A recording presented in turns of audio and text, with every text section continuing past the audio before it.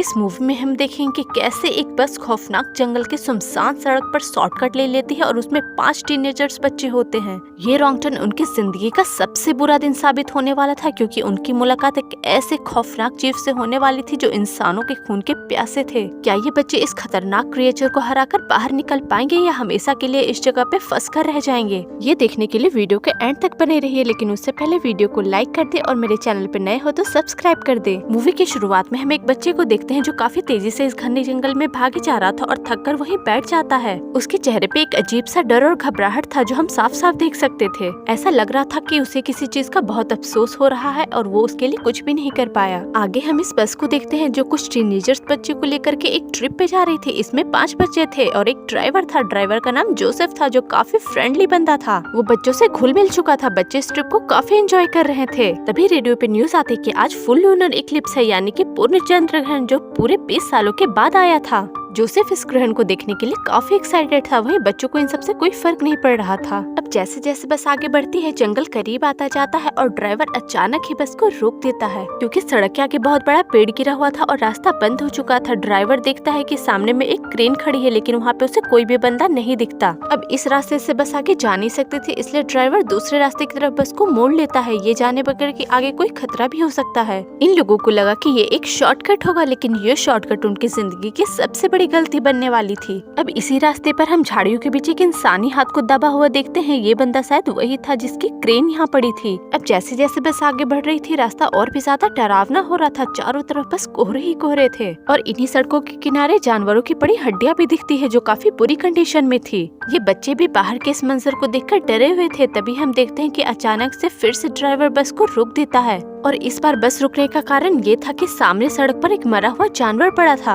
अब ड्राइवर बस से उतरकर उस जानवर को हटाने के लिए जाता है, लेकिन जब वो वापस आता है तो उसके साथ एक आदमी होता है जिसने उसे गन पॉइंट पे ले रखा था। इसका नाम पेड्रो था। ये एक सीरियल किलर था। ये सभी बच्चों को धमकी देकर उन्हें बैठने को बोलता है और उसके बाद उन्हें अपने फोन को बाहर फेंकने को बोलता है। सभी बच्चे अपना फोन खिड़की से बाहर फेंक देते हैं और डरकर चुपचाप बैठ जाते हैं। तभी बस में बैठे एक बच्चे को याद आता है कि उसने तो आज सुबह ही इसके बारे में न्यूज़पेपर में पढ़ा था कि ये एक सीरियल किलर है जो बच्चों को अपना शिकार बनाकर उनकी जीभ काट लिया करता था। पुलिस ने इसे 2 साल पहले पकड़ लिया था, लेकिन फिलहाल के लिए ये जेल से भागा हुआ है और भागकर इस जंगल में आकर छिप गया। अब वो इन बच्चों को होस्टेज बनाकर शहर जाना चाहता था, इसलिए वो ड्राइवर को धमकी देता है कि गाड़ी चलाओ वरना मैं इन बच्चों को मार दूंगा, जिसके डर से ड्राइवर को गाड़ी चलानी पड़ती है। अब इस किलर के डर में गाड़ी चलाते हुए ड्राइवर ने बाहर लगे एक साइन बोर्ड को मिस कर दिया, जिसपे लिखा था कि वो लोग एक मिलिट्री के खाली जोन में आ चुके हैं जो बरसों से खाली पड़ी है। दरअसल सालों पहले यहाँ पे एक रिसर्च हुआ था जिसकी वजह से ये पूरा एरिया अबेंडेंट हो चुका है। अब बस चलते चलते एक टनल में पहुँचती है जहाँ पे बहुत सारी लाइट्स चल रही थी, लेकिन वहाँ पहुँचते ही अचानक ही बस रुक जाती है। ड्राइवर जब चेक करता है तो पता चलता है कि बस की इंजन तो खराब हो चुकी है। किलर को लगता है कि ड्राइवर चालाकी कर रहा है, इसलिए वो एक बच्चे को गन पॉइंट पे लेकर ड्राइवर से कहता है कि मेरे साथ नीचे उतरो और बस को ठीक करो, और अगर कोई भी चालाकी करने की कोशिश की तो मैं इस बच्चे को मार डालूंगा। ड्राइवर बस से उतरकर इंजन चेक करता है, लेकिन उसे समझ में नहीं आता कि खराबी कहाँ है। तभी अचानक से टनल में कुछ भयानक आवाजें सुनाई देती है और वहीं दूर एक आकृति भी दिखाई देती है।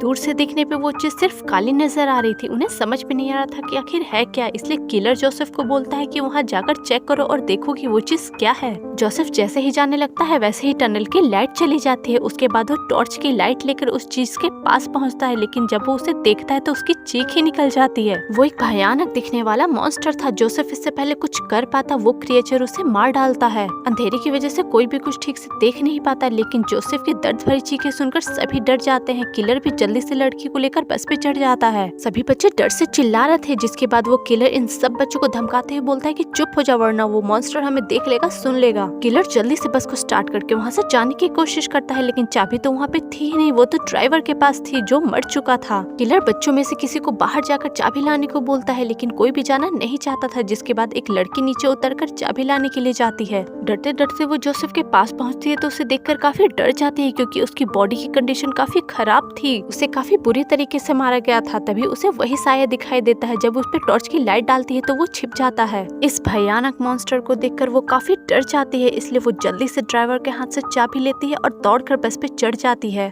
बाकी बच्चों से ड्राइवर के बारे में पूछते हैं, जिसके बाद वो ना में सिर हिलाकर उन्हें बता देती कि वो मर चुका है। ये सुनकर बच्चे काफी डर जाते हैं। किलर एक रेजी नाम के बच्चे को बस की चाबी देकर बोलता है कि बस को स्टार्ट करो। जब वो बस स्टार्ट करता है तो वो स्टार्ट ही नहीं होती, क्योंकि वो तो खराब हो चुकी थी। किलर उसे धमकाते हुए बोलता है कि अगर तुमने बस स्टार्ट नहीं की तो मैं तुम सबको मार डालूंगा। जिसके बाद रेजी भी उससे बहस करने लगता है। जिसके बाद पीछे बैठा एक बच्चा मौका पाकर उस किलर को धक्का दे देता है, जिससे वो नीचे गिर जाता है। रेजी भी जल्दी से किलर के हाथ से बंदूक छीनकर उसी पे तान देता है। ये देखकर किलर हंसने लगता है। वो बोलता है कि तुम जैसे छोटे बच्चे मुझे क्या मारोगे, मारने के लिए तो हिम्मत चाहिए जो तुम्हारे अंदर नहीं है। इससे पहले वो कुछ कर पाता, बस की छत पे किसी के चढ़ने की आवाजें आने लगती है, जिसकी वजह से सभी डिस्ट्रैक्ट हो जाते हैं। किलर मौका पाकर अपनी गन को फिर से छीन लेता है। बस के ऊपर शोर काफी बढ़ जाता है, जिसकी वजह से बच्चे डर कर चिल्लाने लगते हैं। अब ये बस भी इनके लिए सेफ नहीं थी, इसलिए किलर बस से नीचे उतरता है और गुस्से में जोर जोर से चिल्लाकर उस क्रिएचर को बाहर बुलाता है कि जो भी हो बाहर निकलो और मेरा सामना करो।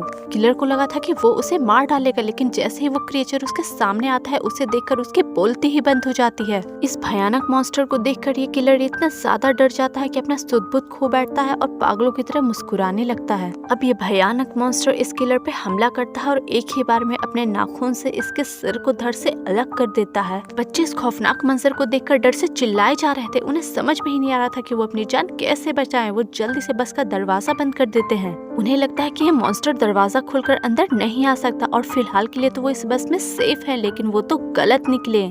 थोड़ी देर के लिए तो सब कुछ शांत हो जाता है। इन्हें लगता है मॉन्स्टर चला गया है, लेकिन तभी गड़गड़ाहट की आवाज आती है और दरवाजा खुलने लगता है। ये खतरनाक मॉन्स्टर अपने नुकीले नाखूनों से एक ही बार में दरवाजे को खोलता है और अंदर आ जाता है। बच्चे डर के मारे भागने लगते हैं और बस के पीछे का दरवाजा खोलने लगते हैं, लेकिन वो दरवाजा भी नहीं खुलता क्योंकि वो जाम हो चुका था। तभी बेस नाम की लड़की जो ड्राइवर के हाथ से चाबी लेके आई थी, उसे याद आता है कि उसने उस मॉन्स्टर को टॉर्च दिखाया था, जिससे वो डर गया था। इसी ट्रिक का फायदा उठाकर ये लोग मॉन्स्टर को टॉर्च दिखाते रहे और दरवाजा खोलने की कोशिश करते रहे। इतने में दरवाजा खुल जाता है और ये लोग जल्दी से वहाँ से निकलकर भागने लगते हैं। अब भागते भागते ये लोग एक अंडरग्राउंड बंकर में पहुँच जाते हैं। इस बंकर में बहुत अंधेरा था। इन्हें समझ में नहीं आ रहा था कि ये कहाँ जा रहे हैं, बस ये चले जा रहे थे। आगे बढ़ते हुए उन्हें एक कमरा मिलता है। उस कमरे के अंदर जब जाते हैं तो वहाँ पे बहुत सारे कैंडल्स होते हैं और इस पूरी जगह का एक मैप भी बना होता है। मैप देखने के बाद इन्हें समझ में आ जाता है कि ये एक मिलिट्री बेस था और यहाँ पे इलेक्ट्रिसिटी के लिए जनरेटर्स और कंट्रोल पैनल भी हैं। इन्हें पता था कि उस मॉन्स्टर को लाइट से डर लगता है, इसलिए उन्हें उस कंट्रोल पैनल को ढूंढकर यहाँ की लाइट्स को ऑन करना है, जिससे ये लोग यहाँ से बाहर जा सकें। अब ये सभी मैप को देखकर कंट्रोल पैनल को ढूंढने का प्लान बनाते हैं।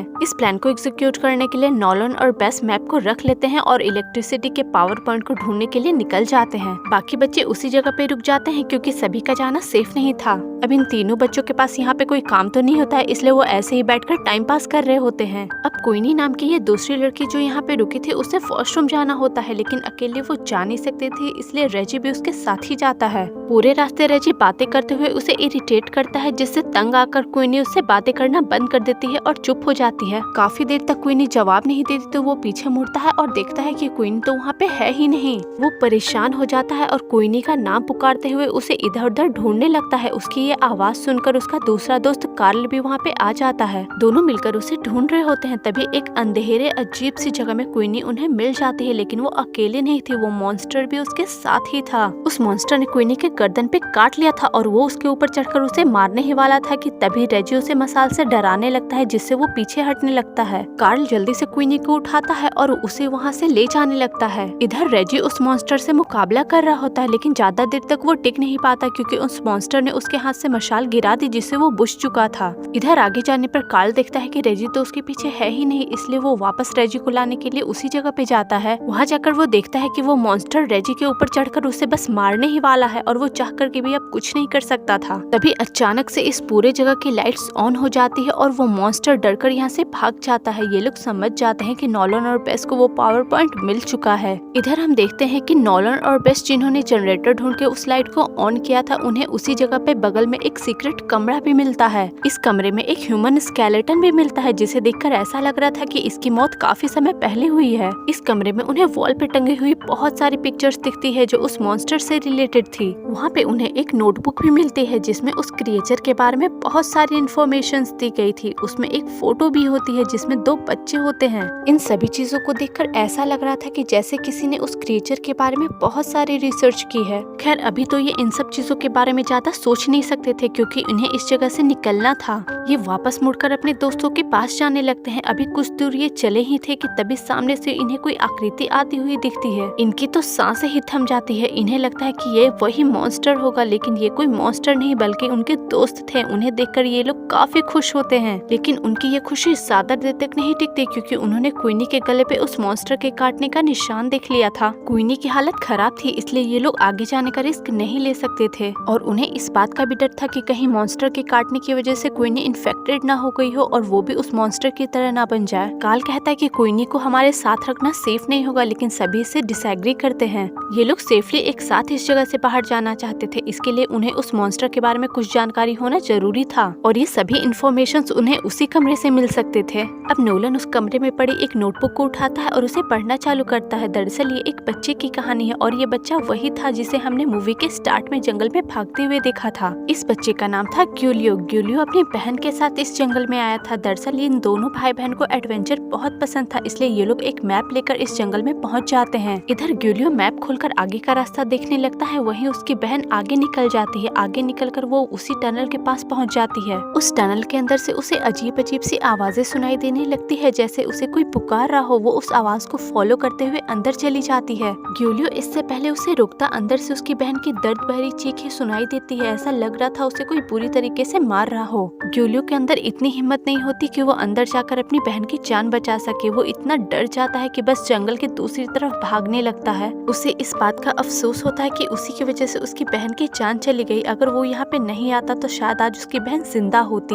बाहर आने पे उसने ये बात अपने पेरेंट्स और पुलिस को भी बताई, लेकिन किसी ने उसकी बात पे यकीन नहीं किया। लेकिन तभी से उसने ठान लिया कि वो उस मॉन्स्टर के बारे में पता लगा के रहेगा जिसने उसकी बहन को मारा था। 30 साल के बाद वो वापस इस जगह पे आता है और अपना एक सीक्रेट बेस बनाकर उस मॉन्स्टर के बारे में हर एक जानकारी को जुटाने लगता है। काफी रिसर्च करने के बाद उन्हें पता चल जाता है कि उस मॉन्स्टर को सिर्फ लाइट से ही हराया जा सकता है, क्योंकि रोशनी में वो कमजोर हो जाता है। इसलिए वो उसे मारने के लिए एक हाई वोल्टेज की मशीन बनाते हैं। इससे पहले ये मॉन्स्टर को मार पाते, मॉन्स्टर को इनकी लोकेशन का पता चल जाता है और वो इन्हें मार डालता है। यहाँ पे जो स्केलेटन इन बच्चों को मिला था वो इन्हीं का था। इस बुक से इन्हें एक बात और पता चलती है कि ये मॉन्स्टर जिस पे भी हमला करता है या जिसका भी खून एक बार चख लेता है उसे मार कर ही रहता है। यानी कि अब ये खतरा क्वीनी के ऊपर भी था। क्वीनी कहती है कि तुम सब यहाँ से चले जाओ, मेरी वजह से अपनी जान खतरे में मत डालो, लेकिन सब कहते हैं कि हम जाएंगे सभी साथ में, वो भी जिंदा। ये सभी डिसाइड करते हैं कि ये उस काम को पूरा करेंगे जो ग्यूलियो ने अधूरा छोड़ा था, यानी उस मॉन्स्टर को मारने का काम। और वैसे भी जब तक ये मॉन्स्टर जिंदा है ये लोग यहाँ से नहीं निकल पाएंगे, इसलिए ये लोग इस प्लान को एग्जीक्यूट करने के लिए ग्यूलियो की मशीन को ढूंढ निकालते हैं और फिर उसके सभी कनेक्शंस को आपस में जोड़कर उसे स्टार्ट कर लेते हैं।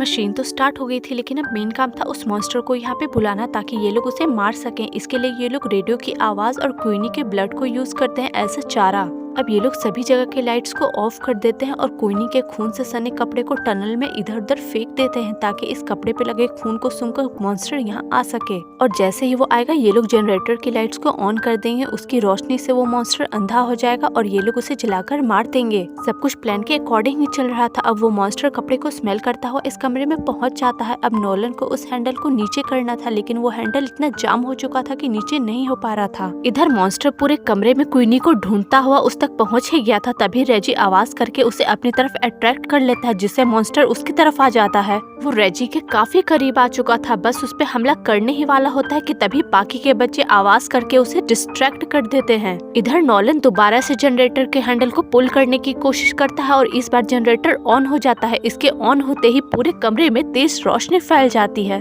तेज रोशनी की वजह से मॉन्स्टर कमजोर पड़ने लग जाता है और तीनों लड़के उस पे हमला कर देते हैं, उस पे चाकू से वार करने लगते हैं। इधर बेस क्वीनी को लेकर काफी तेजी से भागती है और टनल के बाहर आ जाती है, लेकिन रोशनी में आने के बाद भी वे देखती है कि वो मॉन्स्टर घायल होने के बाद भी उनका पीछा करते हुए यहाँ तक आ चुका है। हालांकि बाहर रोशनी थी इसलिए ये मॉन्स्टर इनका कुछ नहीं बिगाड़ पा रहा था। इधर तीनों लड़के भी हाथ में मशाल लेकर उस मॉन्स्टर की तरफ दौड़ते हैं। मॉन्स्टर दोनों तरफ से फंस चुका था। लड़के भी मौके का फायदा उठाकर उस मॉन्स्टर में आग लगा देते हैं। और वो मॉन्स्टर वहीं जलकर राख हो जाता है। ये पांचों ही खुशी से सेफली अपने घर वापस आ जाते हैं। क्वीनी का इलाज किया जाता है और ये लोग पुलिस को भी जाकर के बताते हैं। हालांकि कोई भी इस मॉन्स्टर वाली बात पे यकीन नहीं कर पाता। सभी को लगता है कि कोई जानवर होगा जिसने क्वीनी पे हमला किया होगा। खैर एक पुलिस ऑफिसर इनकी बातों पे यकीन करके उस टनल में जाता तो है, लेकिन उसे पता था कि वहाँ उसे कुछ भी नहीं मिलने वाला। अंदर जाने के बाद वो टॉर्च से इधर उधर देखने की कोशिश करता है, लेकिन उसे कोई भी दिखाई नहीं देता। अचानक ही यहाँ पे अजीब अजीब सी आवाजें सुनाई देने लगती है और उस ऑफिसर का टॉर्च भी खराब हो जाता है। और इसी के साथ उस आदमी की हमें दर्द भरी चीखें भी सुनाई देती है और ये मूवी भी यहीं पे खत्म हो जाती है। इस आदमी के साथ क्या हुआ वो तो हमें नहीं दिखाया गया, लेकिन हो सकता है कि वो क्रिएचर अभी भी जिंदा हो या उसके जैसे और भी क्रिएचर इस टनल में मौजूद हो। ये जो एरिया थी पहले मिलिट्री जोन रह चुकी थी और यहाँ पे रिसर्च भी किया गया था। हो सकता है कि ये क्रिएचर उसी रिसर्च की वजह से बने हो। नो डाउट कुछ भी हो सकता है, लेकिन ये तो हमें तभी पता चलेगा जब इस मूवी का पार्ट 2 आएगा।